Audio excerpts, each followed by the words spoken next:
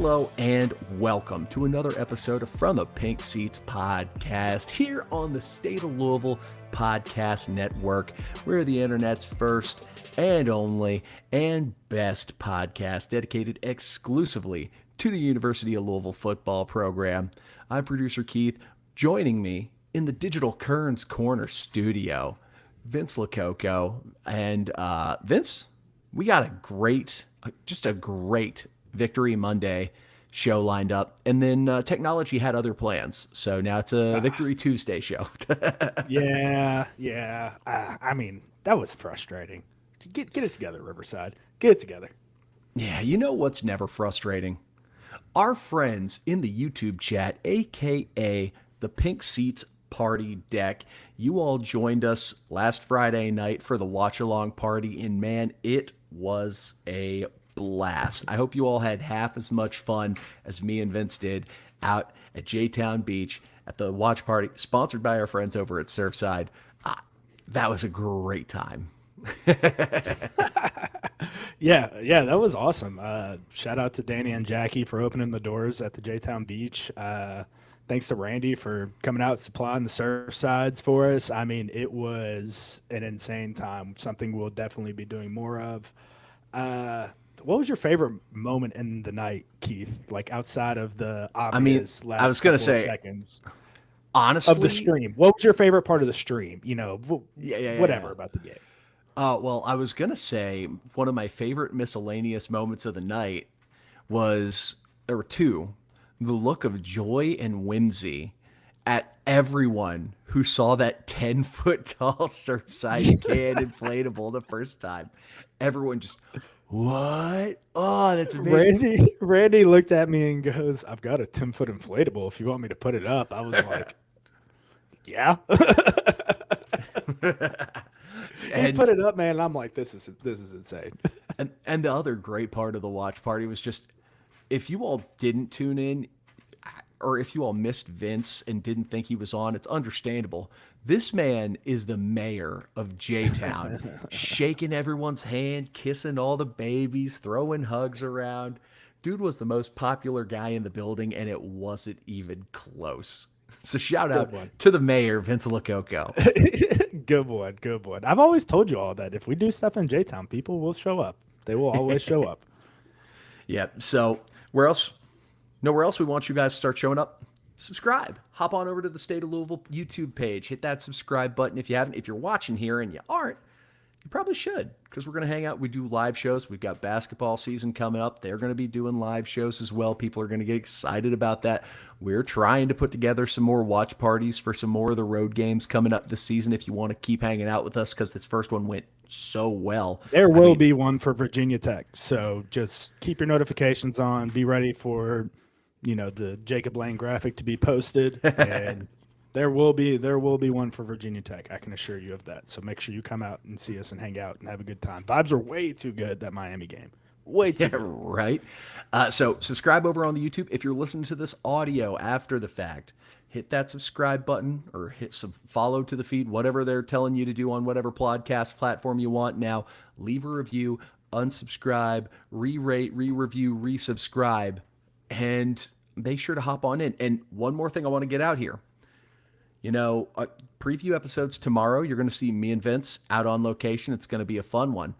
If you haven't got your tickets yet, and everyone likes free stuff. If you're looking for some tickets and you haven't yet, hop into the 1912 Society Discord. The way I explain what this Discord server is, it's essentially like all your favorite Louisville boards /blogs /forums all bundled into one place. You've got boards for every different Louisville sport that they have. We have people in there popping off during Louisville volleyball games, even though that hasn't really gone too great as of late. We've got baseball boards for people who are wanting to live watch and go nuts with baseball. We've got game chats during the football and the basketball games. And that basketball board, I'm not a hoops guy. I peeked in there one time, going nuts in there, and I had a hoot just scrolling and laughing. It was great. And if that's not enough of a reason, giving away a whole heap and help of tickets. Dalton Pence mentioned it on his show on Monday. Matt McGavick tweeted about it earlier. We tweeted about it earlier. Hop on into the Discord and hop on into the giveaways. We're giving away, I think, up to 12 or 14 tickets for the Boston College game. Those tickets, market value, tripled as soon as that Miami game went final. Tickets tripled in price. So if you want to try and get some free, dive in there and do it, because it is going to be a blast. So with that, Keith, before you get going, I think we can tell people why tomorrow's recording will be fun for you and I. Okay, we go ahead. I think that's fair to give the people. So tomorrow, Keith and I will be on location at HOTWORX, and we won't just be on location at HOTWORX. This podcast will be done in a sauna. Yeah. So get ready. Keith and I will likely be pouring sweat by the end of this. And not just will we be the two of us in the sauna.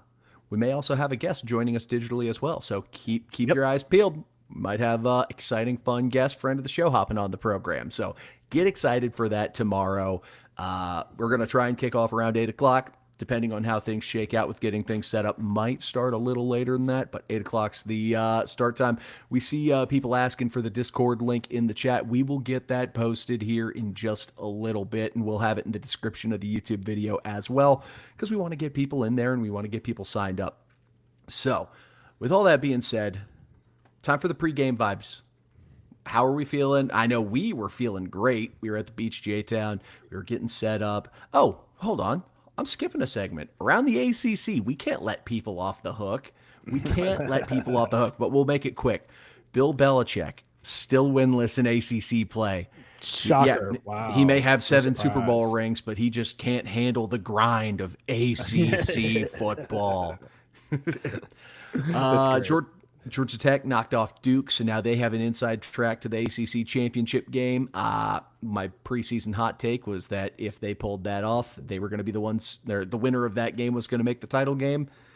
So far, looking quite probable. Virginia, I don't know if you saw any of this. They were struggling against Washington State. Chandler Morris got banged up, so they were trying to they were fighting for their lives, and they ended up coming back and holding on to beat Wazoo by 2. That just pisses me off more after the weekend we had. Right? Boston College took a beat down from Jim Mora and the UConn Fighting Huskies. And which that's one a lot of people think, oh my God, UConn. Jim Mora's got them boys going up there. They made a good hire. I rewatched that game and laughed the whole time. I'm sorry, Boston College. I laughed the whole time. SMU went into Death Valley, and it's the darndest thing. Clemson students, they seem to be forgetting which way is the paw after the game this season. Significantly less are meeting at the paw. I gotta be nicer to them. No, they had the rain for no. That's what happens when you win that much. People say stuff like this. I mean, you're a winner, but we're gonna say stuff like this whenever you fall.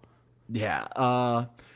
Pitt, they struggled on offense, surprisingly, but still were able to do well enough to put away Syracuse. It sucks for Fran Brown losing their starting quarterback. Oh, he had a hilarious lip read moment on the sidelines. He dropped what the F is going on or something like that. Everybody in America could read it. That's funny. God. And then the last ACC game I had, I want to put this in things you hate to see. You never want to see a program struggle and fall like this, but Florida State, those poor Noles, they went on the road, and the raucous atmosphere of Palo Alto got them. So, I just don't know what happened from week 1 Alabama win to now. This team is Alabama just doesn't prepare teams for the grit and the grind of an ACC conference schedule. Did you see Mike Norvell has a 4-2 or a 5-2 record against SEC teams in the 2.5 years that he's just sucked at Florida State since they made the playoffs? I mean, it's panic time over there. You might want to be pressing the red button, the eject button, and Yeah, I mean, they were talking about, they were having conversations, aka they were calling boosters and passing the hat around. And Right. my guess is, and it was a good point brought up by Bud Elliott. He's a national commenter talking about how, look, you have 2 home games left. Neither opponent's really going to be sexy, so people weren't going to come regardless. Let's ride it out, get that buyout cost down a little bit, and then make a move. I hear you. So I hear you. that at least was my understanding of how that situation is going on. Him and Stoops, both extensions. Just extend the shit out of them. You know what extended the shit out of me? Watching that Miami game go down the way it did. So good transition. Now, good transition. On pregame vibes, first off, we were at J-Town Beach. We were having a party. The Surfsides were flowing. The vibes were good. And we were talking about it on the stream, like in the 30 minutes before the game. It was weird how, like, I just felt more and more confident the closer to kickoff we got. Because if you had asked me vibe check, like, immediately after the Virginia game, oh, buddy. You wouldn't have gotten a fun prognosis. But we were oddly optimistic, I feel like, going into it.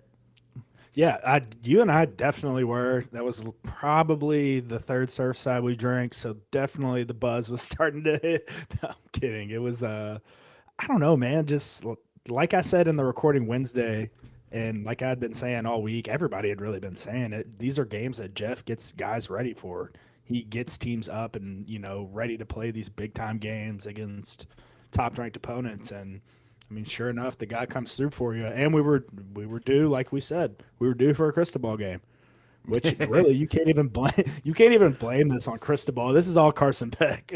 Yeah, I mean, we can go ahead and dive into the high level observations. The only Cristobaling observation I had was just the clock management on that last drive. Right. Like, we were on the couch watching, like, why is he not taking timeouts? It's like he's trying to play for a field goal to get to overtime rather than actively hunting to try and get a win. But you could tell he was definitely wanting that field goal more based off of the last play he ran. That speed out wasn't necessarily ran to go and score a touchdown. Yeah. So but high-level observations of the game. Defense, we talked about it against Virginia, same point. They deserved that win. Holy shit. The defense came to play. Jabari Mack, welcome to the party. Kid was phenomenal. TJ Capers too, man. I mean, the whole defense, I mean, there's a clip I'm going to show in the game notes. I mean, there was at least 9-10 guys around the football on this play. It's like these guys wanted that win. That pass rush was awesome. It's exactly what you and I were talking about, Keith, on the Wednesday show, saying that if we can get in Carson Beck's face, if we can make him uncomfortable and throw these balls, which he ended up throwing because he was so uncomfortable, then we have a real shot at winning this football game. And look at what happens. Yeah, like, you don't have to get there. Like, we didn't get any sacks, but just collapse the pocket just enough to make him uncomfortable, feel the pressure, and he'll make mistakes. Now, did a couple of those mistakes deserve to be picked? Probably not, but we had some guys make some phenomenal plays to punish an interceptable ball. Well, I think that's I think there was just. Are you talking about the deep ball, the one that he threw into triple coverage? He had one that I think his fourth interception or third interception was really bad, where he threw it straight to our guys. But was it Watts or Meeks that got it over top and like that? So I thought that was just a beautiful coverage from a beautiful coverage and a beautiful call from Ron English in a lot of ways. Maybe I like the Watts one. I think was the one where it's slightly underthrown, just enough to where Antonio Watts. And honestly, you could say the same thing on the Jabari Mack pick. Like, if he leads his receiver by 3 or 4 more yards, he could be taken off. But we talked about it. He's got good, not great accuracy. So when you miss on throws like that and give us a chance, hey, we took advantage of all of them. That's like that launch day college football video game, Chiefs, where defensive backs are just catching everything. before Oh they're yeah, like, oh, this isn't fun. yeah. They have to nerf it a little bit. The thing that I definitely want to say is I can't remember how I was analyzing Ron English in the offseason. I think I was on the boat of keeping him based off of continuity reasons. I mean, I was a guy that had 4 different defensive coordinators in 4 years, with Todd Grantham and then Peter Sermon, BBG, and then Brian Brown at the end. Like, that stuff matters to players. Yeah. Being able to just continue to learn the scheme. And, last year, I don't know if it was the players, them installing it too much or whatever, but we're seeing less and less each week of guys pointing and not knowing where they're going pre-snap, which is awesome. Yeah, well, I mean, we had the opportunity to go to that Q&A session with Coach, and we asked him about, how's install going, especially on the defensive side of the ball where there was a lot of confusion last year. And Yeah. like he had talked about how they're taking a drastically different approach with it. And whatever they did this year friggin' worked, man. Yeah, I don't know. It's you get to play at a different speed when you know the defense like that, Keith. The same as for offensive sure. line, man. Like if you know the playbook like it's the back of your hand, now your preparation is just elevated to a whole different level because you're thinking, okay, how can I run the defense but also disguise things against the offense to confuse the quarterback, to confuse an offensive line or running back or whoever is standing for a block. Yeah. So, but don't want to, let's transition off of the defense because I think everyone and their grandma knows defense, phenomenal. But the Defense offense, wins championships. first thing I want to say, we actually ran the ball. We were actually able to run the ball, which Isaac Brown, fully healthy, is Dude. such a difference maker. Like, I think it was Mike Golick Jr. posted a clip, and it was him just making, I think it was 3 or 4 different guys miss. Like if Chris Berman was watching that in the late 90s, he might have had an aneurysm from yelling, whoop, whoop. Yeah, I completely agree, man. And it really starts with the offensive line, obviously, with the run and pass game. Those guys played their asses off. You could tell it was a different vibe, different everything from them. Getting Sylvester back this week and a fully healthy. I mean, clearly that matters. He was offensive lineman of the week for the ACC. Yeah. It's like, all right, kid's back 1 full game and he's getting conference player of the week at his position. I'll take that for sure. Yeah, it was awesome, man. Scheme was great. We weren't, I'm not going to lie and say we were you absolutely. And I, yes, scheme. You and I talked about it before the game started. We had 0 statistics to back it up. We were like, we think Jeff has definitely slacked this year on the opening script. And then sure enough, man, they come out firing that opening script and ended up scoring. So and I mean, it's just crazy how that changes the game. I wish I had the source up on me, but I believe it was like on pass downs, Miller Moss average had the ball out, and I think it was 2.3 seconds. Like it was snap, read, go every single hats down. off to the wide receivers, man. You have to win your rep at the line of scrimmage in order for Miller to be able to get you those balls. I mean, Chris Bell, dog. That dude was a superhuman. Phenomenal day. Yeah, I mean, it's not just his athleticism, Keith. He matches that. He's a smart football player.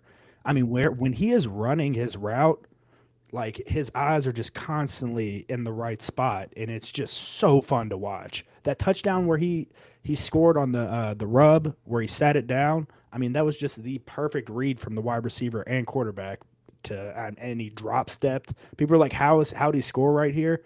Same way a basketball player does, a drop step and just got north and south. I mean, it was awesome. I mean, yeah, man, he made himself so much money with that game. So much money. Yeah. Yes. Unreal. He definitely got an NFL Combine invite for sure off of that game and how the season he's having. Like, he is just great year from him. Yeah, and then only other really note I had on the offensive side of the ball, it's like we didn't have the back-breaking mistake. And we talked about like all these things that had to go right for us to get the win. And the most important one, can't give them possessions, can't give them points.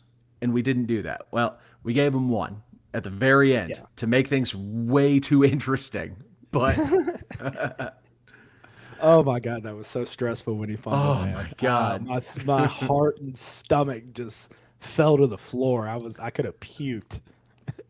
Like my heart rate went from, a having a good time at a social event high to, oh God. Oh no. No, no, no, no, no, no, no, no, no, no, no, no, no. Just like 170 BPM panic freak Oh out. my God. Yeah. And now, if you're looking for somewhere else to get that heart rate up, but to have a much more pleasant time doing it, we encourage you to go ahead and swing by with our friends over at Burn Boot Camp. We'll be back in just a second after this word from our friends over at Burn. Fellas, football season is here. And if you're looking for a place to get after it like you're still in the locker room, Burn Boot Camp is where you need to be. It's not your typical gym. This is all about community, accountability, and pushing each other to be better every day. Whether you're just getting started or already in game shape, Burn's group workouts have you covered with one-on-one personal training built right in. They've got locations in Louisville, Prospect, and Crestwood, so no excuses about not getting there. Morning, afternoon, evening, they've got classes that fit your busy schedule. And parents, you'll love this. They even offer complimentary child watch.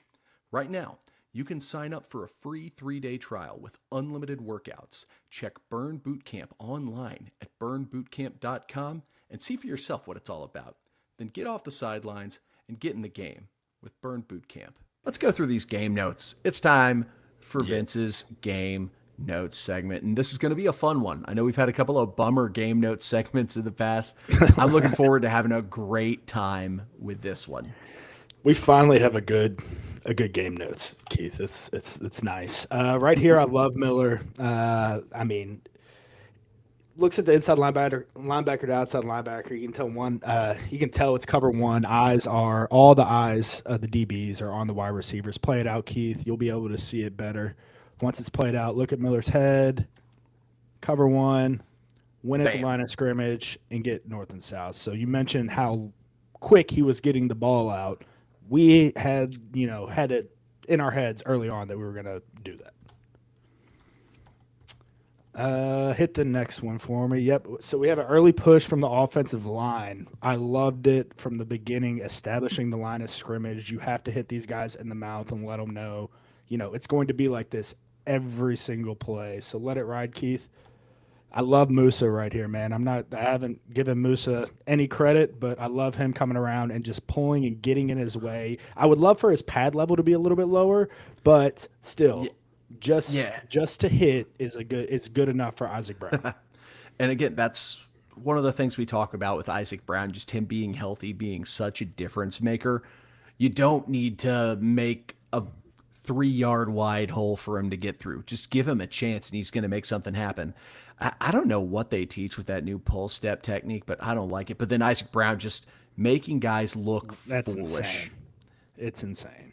I didn't see whenever he fell at the end there, I was like, ooh, I didn't like that. That looked a little uncomfortable. So nothing positive really happens on this play, but I definitely want to acknowledge the fact that Jeff had 3 quarterbacks on the field at one time. Did he have all 3 on the field? Not this play, but just in this drive. Didn't they mention having Brady Allen, Deuce, and Miller in at the same time? Yeah, I believe they had a 3 quarterback package. It might have been the first play of the game, honestly, because it was like a trips look with a 3 quarterback package, right. And then they moved guys around. And I just loved the quote from Coach Brum afterwards. They asked him about it. He's like, "Yeah, I just wanted to make Miami think." Just like, yeah, these guys definitely Cristobal's brain was definitely rolling after that. I mean, and if I'm an opposing defensive coordinator now you're saying, okay, they're going to bring Deuce Adams in to run like we do right here. You can let the clip ride, Keith, like we do right here. But what I'm saying is this will eventually be a pass play. This is eventually going to be a pass play this season where Deuce Adams probably fakes this, throws it back to Chris Bell or hits the skinny post right there. Anything is possible out of this. I love this from Jeff, the creativity of putting Deuce in. Yeah, and I can see it now. You see Musa pulling, and you see Kariski slipping behind a block. You can easily slip that out into a backside screen or send these two out and turn it into a swing to Kiwan here. So This is something that Exactly. now coordinators have to account for. And if you aren't careful, you're going to get burned. Leave it Plus, right if here, you Keith. Leave it right here on this picture when you're done talking. no, you're good. What you got? So, like what I was saying is the skinny post. You see that safety? There's multiple different things you can do with this right here. That safety's coming down for what is it? Colin Lacey right there. That post will be there. I mean, there's so much stuff you can do out of this. I loved this from Jeff. Yeah, no, this is a fun look that, yeah, now coordinators have to worry about and account for throughout the course of the season. So, Yeah. not only was it breaking out something new for Miami, it's also giving every other coordinator that you face new information that they have to process. Exactly. Yep. Next one. All right, just let her run one more time. You got to hit your hole got better, positive Deuce. Come yards. on. Yeah. Carl Maslowski. I absolutely love it right here. I mean, this one got me so fired up when we were on stream, Keith. This is a play. You get this right here. You're like, oh yeah, like you can tell first quarter, like this is going to be one of those games for us. Yep. I love it. Wish we would have scored on it. Probably the kid's dream to get in the end zone right there, but it is what it is. El Chapo. Let it ride. Yep, let it ride. It was a good block. Good blocking, good everything. Yeah, and we 100% had a speed option look there. I love that because if you watch this edge defender, he has to make a choice to either crash on Chapeau or cover Ranvier. He bails out to cover Coop. Chapeau makes the read, cuts up field, and then just takes off with it. He sees pay dirt, and man, I wish he would have gotten it, but he got what mattered, which was the first down. Two is getting cussed out like no other on Sunday because his coach is saying, that kid can run. Do you trust him to do a pitch? Do you really trust him to do a speed option pitch in this situation, which Jeff does? But I mean, as a D coordinator, I would rather make the tackle on the guy right there. Make him make a play. Maybe make him make a play. Yeah, it was insane. I just feel bad because I talked him up so much during training camp, and Hamilton Atkins, the Bermuda grass got him trying to make that last block to get Chapeau in the end zone. Oh, the turf monster. You hate to see it. Yeah, it is what it is. What I love right here, I talked about Chris Bell's eyes and how smart of a football player he is. He's mapping out. You can see his head. Like I mentioned before, he sees the ball out of the corner of his eye right here. So he knows when the ball is being snapped, but he's really mapping out his path pre-snap and the angles that he can take to stay friendly to Miller Moss. And Miller does a great job of hitting him as soon as his head's turned. That's one of my biggest pet peeves whenever you're running these rub routes is you have to turn your head around at the right moment. And quarterback has to understand, as soon as his head's turned around, we have to get this ball out. So let it ride. Right there, you can see it. Soon as his head's turned, and ball's getting look thrown. at all this space. Oh my God! Yeah. Oh yeah, and Miami will eventually take that away, right? Later in the game, Miami's eventually going to take this drag route away from Chris Bell. Also, and he still makes a play. Yeah, funny nugget I want to point out. Where is it? Is it 29? No, it's 7. Bad teammate just shoving 6 to try and get him in the way. Like, dude, your guy's going to be way faster as a biped than you shoving him to try and get him in the way, dude. He was just trying to give him the boost, I guess. And look at this angle 13 has. That 13 had right there at the end, man. Oh. So, cut, running. Watch 13. Push. He just bails out. Oh, he quit. He quit. That's the first time I noticed it, Keith. Oh my God, he quit.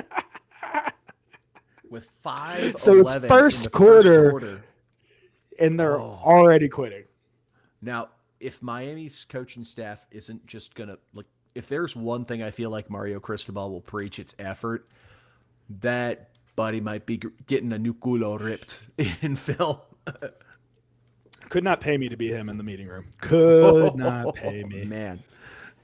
So I love this from Coach English. I mean, he just did a phenomenal job of dialing it up. the whole game, but this play right here in particular, I'm not the biggest fan of. Clev Lubin dropping into coverage, I'm never going to be a fan of. I just do not think that he has any reason to be dropping back ever. Hit the next clip, Keith. You'll be able to. I think the play will be able to. Yep. I mean, it's just, and why you let a guy run past you, I don't really understand. He just runs straight past you. Ooh. All right. Yeah. So 7, wheels up, Yeah. and no one gets hands on him. Yeah, you don't get hands on. I don't understand why you open up and give him the inside right there either. You know, Keith. Yeah. I get you think you might have an angle, but that's just not it. Not a good play. Coach English called a phenomenal game the whole game, but this was one of them that I definitely was scratching my head at. Slot fade right here. This is bad matchup all day. In my opinion, Tony scores on this 10 times out of 10. Like, Keith, this is a lock. This is a first-round draft pick wide receiver right here. This is just nothing but pitch and catch. Yeah. I mean, it didn't look like the coverage was bad, but what happened? He gets his head around. He's looking. Does Tony get just like a push off? Or? It's just speed. Yeah, he has a little push off there at the end, but I mean, they're not going to call that because they're hand fighting. But no, so Tony's just that dude, man. When it comes to, this is his route. He is special, man. Yeah, where are we at? Play 8. I love this. Great coverage. It was a beautiful job from Watts staying in your coverage until you see Beck's hands separate to throw, then making a play on it. I mean, it is beautiful. Watch him continue to sink right here. He knows, okay. Beck opens his hands. He opens his hip back up, get back to the middle of the field, go make a play on football.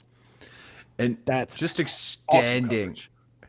Also, that's more of what I expected to see our coverage on Tony looking like for the whole game. 3 guys on him. Like you have a bracket, and then you've also got a high ball safety there. Right. Watts did a great job, man, of hanging on to his quarter of the zone, and then as soon as Beck's hands open to throw the ball to Tony, you open your hips up and just book it. Yeah, this is just one of the ones where you wish you had the all-22 because it's like right now. As you see that, that's when Watts is turning, opening up, and just knows there's one guy. Let's get downfield and try to make a play. This is NFL draft. This is a big time play, man. Also, appreciate you. Thanks for the love. Appreciate the love. Thank you for hopping in the party deck and joining in. And then just one more time, just because this is a sexy catch. Put him at tight end. Let him make a play. Oh, my God. That's awesome. Awesome. This was another angle. Oh, this is another angle. Yeah. Okay. Oh, yeah. That's what we're talking about him, Watts getting his hips turned and just going and getting it. I'll try to pause it. Watch how long he hangs on to this hash. Hangs on. He doesn't take his eyes off Beck. That is great coverage, man. That is great job. Knowing you have a single receiver to that other side. I mean, it's just awesome. Yeah, and I'm surprised. I also think this is a bad decision by Beck because he's just trying to force it downfield to Tony. Like, he's staying on the hashes, but still, he has 10 yards of space. He has a wide open check down on both sides of the field. And then he also has a route going up the outside here, but he decides to try and force it, and we make a hell of a play. Yep, this one right here was great blocking from the offensive line. Love the card pulling. Does just enough to take Bain out of the play. Tackle does a great job at climbing to the second level, and I love Nate on this too. So go ahead and let it play. Just enough. You don't have to be perfect with Isaac Brown. Just give me enough. And that's what he did right there to take Bain out of the play. Yep. And that's sort of the thing, like, you would like him not to lunge his head forward to try and make contact, but he does enough to wash him out. And then Kariski's moving. Mesidor almost makes the play from the friggin' backside, man. Which nasty. God, those guys are good. But you give Brown a hole, and then he's able to turn what would have been potentially a loss of 2 into a gain of 8? Just whoop, whoop. and then just lowers the boom at the end, which he was not ready for. This is teach tape, Keith. This is exactly how you play a double move. I want you guys to watch his posture when he's playing coverage right here. This is just amazing teach tape on what you do with the double move. Let it ride, Keith. Watch him slow, sink, good, and continue to run with it.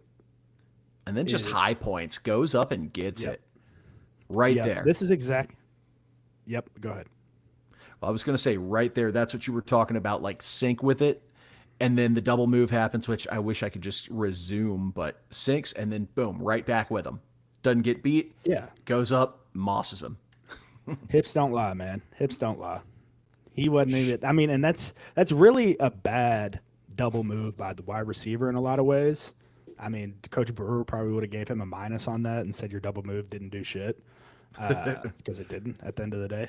So this was, I mean, just great teach tape. Do I get Rocco's reaction in the back end of this? Oh. Let it play, Keith. All right, let me see if we got. All right, important. I'm going to move the cursor to where we're looking. Right there. Oh, no, dang. he's usually good for a fist bump or something, man. I love it. This play right here was kind of frustrating for me. Sometimes you're the hammer, sometimes you're the nail, definitely. TJ needs to play this tighter. Safety needs to come downhill more. Let it hit the next clip, Keith. I think I have a better. So you see the angle that I'm wanting TJ to take. More flat, more downhill. Don't go where he's at. Go where he's going to be. Because if you go where he's at, you're not going to have the angle and you get beat like this. So next clip, Keith, you'll be able to see it from the start. See, TJ goes right at him, and that's how you get beat. You have to go where Tony's going to be at. My God, that dude's a hell of a ball player. Effort. You saved a touchdown right there. Saved a touchdown. He was trying to go directly where he's at, gets washed down by just the cartoonishly large offensive linemen that Miami has. They're monsters. Like 70. Like, we talk about how Wes Bailey's a freak. You can, even in pads, look at how much bigger 70 is than everybody else. That's freak, just dude. stupid. He's a freak. Not necessarily having anything to do with the play, but just oh, he had a lot to do with the play. Oh, man. Hey, you know what? Yeah, so moral of the story on this play is go where he's going to be, don't go where he's at, and don't run into a number 70 when he's coming. Got a full head of steam. You're going to have a bad time. Oh, my God. So this was Miller to Chris Bell. Chris right here winning at the line of scrimmage with the blade. I mentioned it, before we got into the game notes that Chris winning, you have to win at the line of scrimmage in order for Miller to get the ball out in 2 whatever seconds. So kudos to Chris. Kudos to these wide receivers. Go ahead and let it play, Keith. Watch the blade right here. Blade. When I say blade, it's just a slight tilt of the shoulder. See that dip at that shoulder right there? Give him his back. It's so he doesn't get his hands on your chest whenever he's in this press position. So let it play, and you'll see a slight tilt of the shoulder at the line of scrimmage. Out. That slight tilt pause. gets him open. Yep. Yeah, that little turn right there gives him the angle. He gave him a jab step outside, too, to even set him up more. And then you blade it so that he gets your back and he can't get hands on your chest. So, Coach Brewer. Actually, it's sort of a phenomenal example of good version versus bad version of this. And you don't want to throw a guy under the bus, but you have Bell up top. Watch the X receiver down here doing a similar thing. It does not look the same. I didn't even notice it because Chris was catching the ball. Oh yeah, that's not even. Yeah, that's bad effort. So this is gang tackle. This one honestly got me fired up. Go ahead and hit the next one, Keith, so we can see the clip. You're gonna want to see the clip I have after this. Great job. Bang, bang. We're all there. Everybody's there. That is 10 people in the picture, Keith. That is 10 red helmets around the football. You will win a lot of fucking football games when you have 10 people around the football in a play like this. And you have two of those people are interior defensive linemen making their way over as well. That effort. And one thing that I loved about this play, and before I let it run, just the look. Because we're showing, what, 7 guys in the box. Yeah. And then, all right, and then, boom, they bail out. And then you see Watts, Quinn immediately attacking the screen. Mac does a phenomenal job beating his block, getting initial contact. AJ Green does a good job getting off his blocker, getting over there, be in the area. Just phenomenal job all around. Yep. 10 guys around the football, man. That stuff gets my freaking juices flowing. This is where we got number 14. Okay, so Cottrell Clark was the king of this. Jair Alexander played it awesome. 2 NFL guys, man. Shocker. Whenever I mean, a DB comes out to block you, I used to tell these corners, I'm like, you bench press his ass. Just go straight through his face because he's not going to be able to block you. And this is what we get right here. You go straight through his face and you make a play on the ball. Tony, you can do a lot of stuff. Tony, you can do a lot blocking. Not yet, young man. The teaching moment on this is he hits him with the inside arm, keeps outside arm free. So he has the outside, forcing him inside to where all his help, all his buddies are. You got screaming heads coming at him. This was a great play, man. This was great. Yeah, he's got nowhere to go. He doesn't have the room to try and get inside. And if he does, he's got 2 choices, either Antonio Watts or Wes Bailey coming right at him. If you go outside, you don't have a block over here, and you've got bench press right here. You're getting taken down either way. That's just winning the rep. Great Love job. it. Oh, my gosh. Yeah, so I love the push the offensive line's going to get on the play side here, but I also love the backside cut on this, Keith. I mean, this was something that I think we should have been doing a long time. I'm sure we have been, but definitely more. I'm a big fan of cutting on the backside. And look at what that makes, man. Look at that push. I mean, that guy's making the play if you don't cut him. Yeah. So, and it's also creating, now, not necessarily a concern for this play, but a pile of bodies so backside trail help can't pursue. So if Isaac can make a man or 2 miss, he can just take off to the races and no one's going to catch him. Cut, boom, 12 taken out of the play, and then Isaac makes a couple guys miss, turns it to a gain of 20. Is that Sylvester Hell of a on the play. cut? Yep. Hell of a play by 41 to not get caught up in the wreckage, though, and actually get up and make a play. Yeah, right. Yep. Because if 41's not trailing, Isaac's a house call. Yeah, he's probably gone. So I loved this from Chris. So we talked about a couple plays ago that they're going to start taking away this rub. They're going to start taking away this rub. Look at Chris's head. Again, noting his head. Where is he looking? He's mapping his path out before the ball is even snapped. Let the play hit the next one, Keith. So Chris is seeing right here, okay, I got a guy sitting outside now. They're taking away me dragging all the way across the field. So I'm going to sit it down right here on the hash mark. I'm going to sit it down, hit the next one, sit it down, drop step. So I mentioned the drop step. Notice how Chris's body is positioned for this catch. Chris is already having his right foot back, so all he has to do is turn his body and get north and south and go score a touchdown. This is great wide receiver play. Great job, Miller Moss, knowing when to throw the football here. Watch, boom, sits it down, gets right upfield. It's that simple, people. This is. Oh my gosh, I would have killed for a player like Chris. Chris Bell is a dog, man. He is a smart football player. I love the fact that he's on our team. This one right here, I just wanted to note, Carson Beck has a lot of orange on the top of his helmet, and you're going to win a lot of games if your quarterback, the opposing team's quarterback, is looking like this. I mean, He looks confused, definitely banged up, body's probably starting to hurt. Great job, defense. Yeah. I thought I was clicking to the next one. I thought you were going to start throwing some maybe just some mean remarks. So I was like, let's just move. Don't bully the poor kid.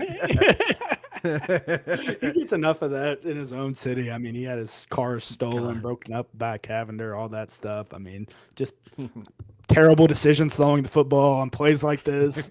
Let it ride, Keith. This was just bad. This was bad. I don't have any football analysis for you. This was just stupid.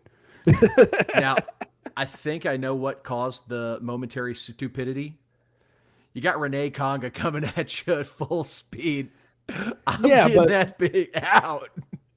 I would throw it to 9 down on the 40 right there. I say that, but like I mean, I say that there'd be brown stains down my pants if Renee Congo was running trying to hit my ass. White pants, dangerous choice. Yeah, right. White pants, dangerous choice, Miami. This is just bad football, man. Sexy rush move too. He just watch Renee Congo with just quick little whoop swim, gets inside the tackle's body, throws an arm over the shoulder, pulls that elbow back, and then free rein to the back. Question, Keith. Is this an assisted interception? Is this the first assisted INT? I mean, we got 2 hands on the football right here. If this was a sack, it would be an assisted sack. I don't know, man. You have to think. Hold on, let me do my best. I don't know, Jim. All right, we're here. We have the play that almost took the life out of Keith and I. The one that gave us a code brown. Yeah, seriously. I mean, Isaac's just got to have 2 hands on the football here, man. This was a hell of a play from Miami. You got to have the guys to climb up second level to get that block. At the end of the day, Isaac, even though you had a great game, I have to dock you right here. You gotta hold on to the football, man. Yeah. I get you're trying to get what you can get yards and stuff, 747, but know the score, know the time, know where you're at. Just take the loss. Yeah, I will say, and you gave him a little bit of flowers. Hell of a play. Bench presses off Lacey, gets his helmet on the ball when making the tackle. That's a really good play by the defender, but know the situation, 2 hands on the ball. And, hey, he's still a really young running back. He's a second-year player. Like, yeah, young kids are going to make that mistake sometimes. God forbid a kid be human. Oh, God, Keith, did I get that in there? Dominant at home, 10 straight wins. Loss. The last time Miami lost at home couldn't have been November 18th, 2023 versus Louisville. Oh, what? Wow. Yeah, that's why whenever the Miami fans were coming at you and Jay, whoever posted that tweet, like, oh, you had to pull back for that one, right? No, it's like 2023. What? I mean, TJ right here, man. And the fact it was that play just TJ got so much flack last year, obviously after Coach Ivy's I let this one ride a little bit longer. After Coach Ivy, Matt asked that question. Ivy's obviously got to be honest. We needed more from TJ for a young football player in the day and age of NIL, where it's so easy for you to hop in the portal, go get another bag, go play somewhere else because coach doesn't like me, X, Y, and Z is not going right. For a kid like TJ to sit there and stick it out and end up making the game-winning play, staying ready so you don't have to get ready is awesome. Yeah, I mean, hats off to this kid. And he deserves every bit of the moment that he's getting right now. Yeah, I mean. And who was his number one cheer on the sidelines as this play happens? Watch Mark Ivy. Man, he's in the yellow hat. We just get the anticipation. He's in the yellow hat. You can't miss it. See that? You see that? That's a guy who's going to be honest with you in moments when you are not meeting expectations. But whenever you make a play and you stick it out and you bust your ass for him, he's going to love you harder than anybody you know. So this, I mean, could not be biggest fan. The kid. Yeah, and I mean, you stated it beautifully. The kid had every opportunity in the world to take off, run, go somewhere else where they're just going to cater to you and let you you're the man. He was challenged to stay here and work. And we talked about it as soon as Stan Kwan got hurt. Like, okay, TJ, you're this big shot, 5-star, one of the top-rated recruits in school history. Here's your opportunity. Go do something with it. And, man, what an impact to get a game-winning interception against a number 2 team in the country on the road. You got to feel so in your city. You got to be so freaking pumped for this kid. And, look, it's a weird age of college football, so you never know. But, man, would love to see him and Stan Kwan as a linebacker tandem next season. Please get the bag out. I need them. I need those 2 guys together next year, man. It's going to be a fun tandem. This was a fun rewatch, man. This was I'm always happy to hop back in and watch us beat down on Miami. most fun rewatch of the year. We were getting some love in the party deck during the show. We talked about the compliment and getting some love, so it's only fair. Ball knower you. I think that's fair. I think that's fair to say. And then, more guys. Ridge Runner getting excited. What a game indeed. So before we wrap things up and get ready for our preview episode tomorrow for Boston College, we got helmet stickers and MVP. And I'm going to start things off with a bit of an unusual pick. But special teams as a whole, Ranvier only had one field goal attempt, 48 yards on the road on Bermuda grass. There was never a doubt that thing was right down the middle. And then Carter Schwartz and Chapeau, 6 punts between the two of them. 3 ended up inside the Miami 20-yard line, pinning them back deep in their own territory, forcing long drives for a Miami offense that already moved slow to begin with to shrink and slow down the game. Those 3 players, one, getting the points on the board, and then these 2 pinning guys deep, it's not going to show up like as a huge sexy play, but those type of plays flip games. That stuff matters. Yeah, field position, it matters. One play battles for huge chunks of land. That's what Coach K, the run game coordinator at Vandy, O-line coach at Vandy, used to say all the time. One play battle for huge chunks of land. The next interception trio, I had JoJo Evans, Antonio Watts, TJ Capers. You make plays like that, you get helmet stickers.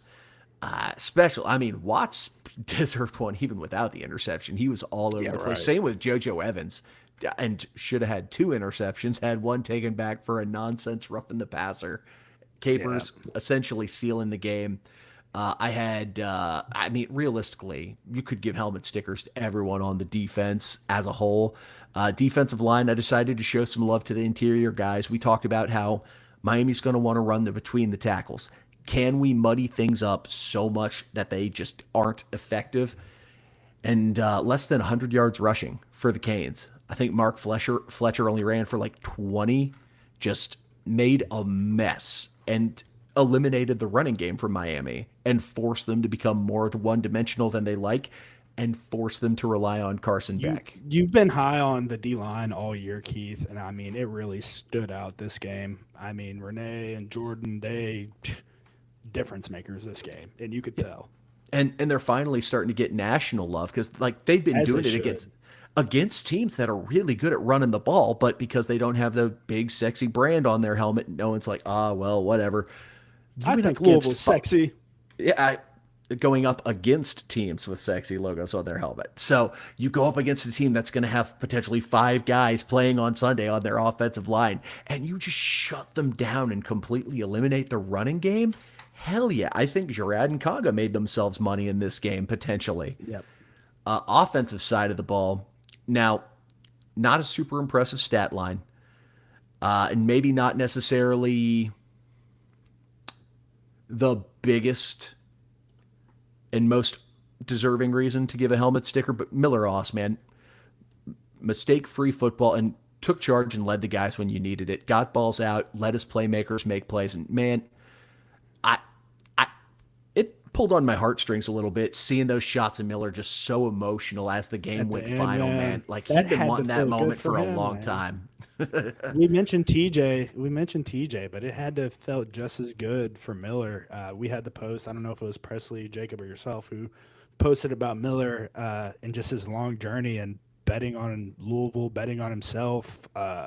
Man, special.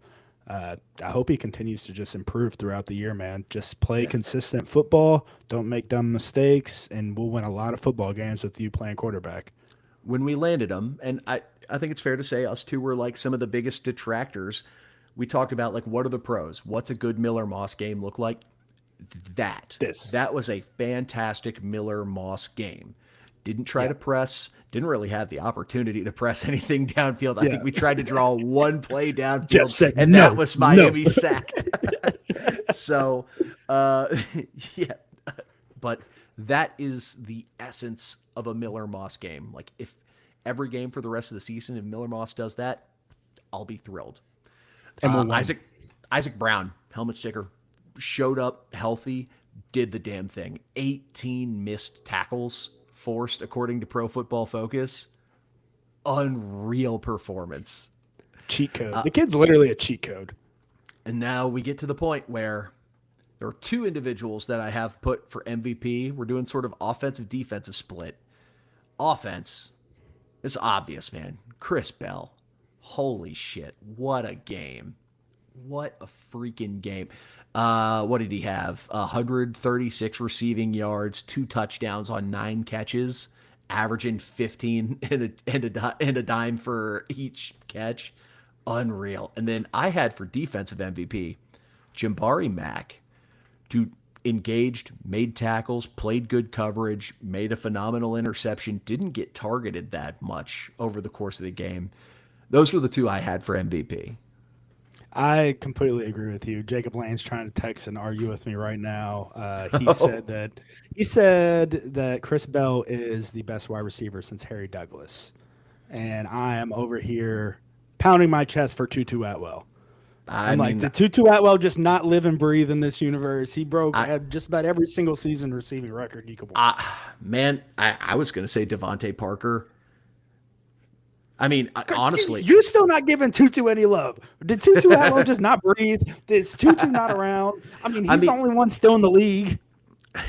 Well, yeah, he's younger than all the other studs before.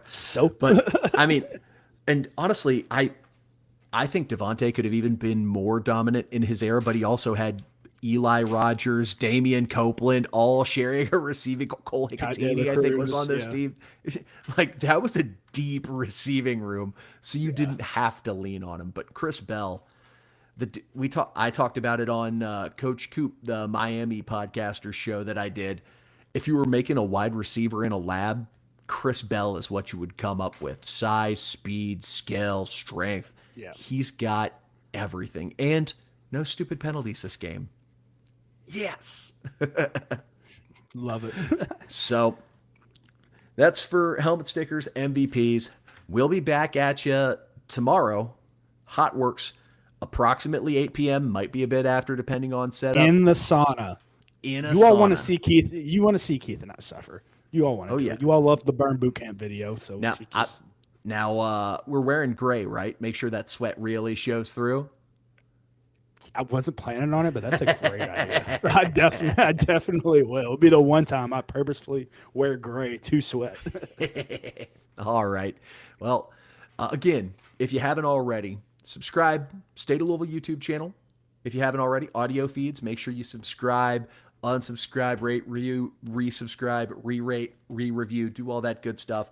Hop on over. Follow us on the socials. If you're watching us on Twitter, at the State of Lou, at Pink Seats Pod, at producer_Keith, at Vincent Lococo. And again, one last reminder, I believe the drawing is tomorrow. Get into the 1912 Society Discord. I posted the link in the chat of this video. I will copy it and I will post it to the description, and I'll throw a tweet up on the State of Louisville and on the Pink Seats podcast page as soon as this episode wraps up. Sign up, get in, and then they'll make it very easy. You can just ask, hey, where do I go for the ticket giveaway? They'll get you set up, and we'll get you squared away. Get in here and try to get some free Boston College tickets. Come on now. Text, give me my tickets. I love that. Thank you all again. If you're watching on Twitter, if you're watching on the Pink Seats Party Deck, appreciate you tuning in. We'll see you tomorrow for the Boston College preview. And as always, go Cards!